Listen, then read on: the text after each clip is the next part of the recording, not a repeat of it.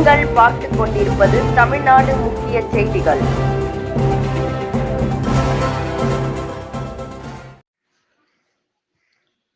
வணக்கம்.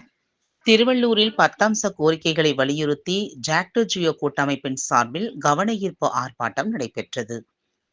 திருவள்ளூர் மருத்துவக் கல்லூரி அருகே ஜாக்டோ ஜியோ கூட்டமைப்பின் மாவட்ட தலைவர் வேல்முருகன் தலைமையில் 10 அம்ச கோரிக்கைகளை வலியுறுத்தி அனைத்து அரசு அலுவலர்கள் மற்றும் ஆசிரியர்கள், உள்ளாட்சி பணியாளர்கள் கண்டன கோஷம் எழுப்பி கவன ஈர்ப்பு ஆர்ப்பாட்டத்தில் ஈடுபட்டனர்.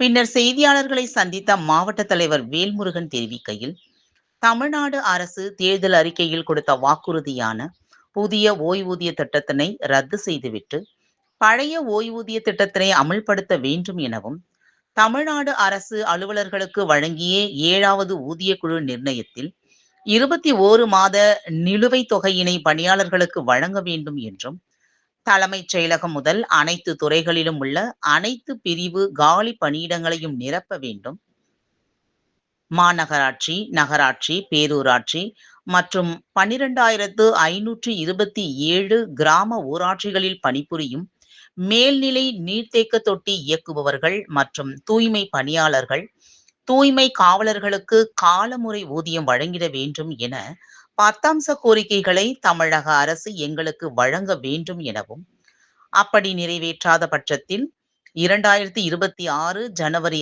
6ஆம் தேதி காலவரையற்ற வேலை நிறுத்தத்தில் ஈடுபட போவதாக மாவட்ட தலைவர் வேல்முருகன் தெரிவித்துள்ளார். இந்த ஆர்ப்பாட்டத்தில் மாநில செயலாளர் கணேசன், மாவட்ட ஒருங்கிணைப்பாளர்கள் தமிழரசன், சண்முகம், மாநில பொருளாளர் திரவியத்தம்மாள், மாநில இணை செயலாளர் யுவராஜா, மாநில பொதுச் செயலாளர் வெங்கடாச்சலபதி, மாநில தலைவர் மாரிமுத்து உட்பட பலர் கலந்து கொண்டனர்.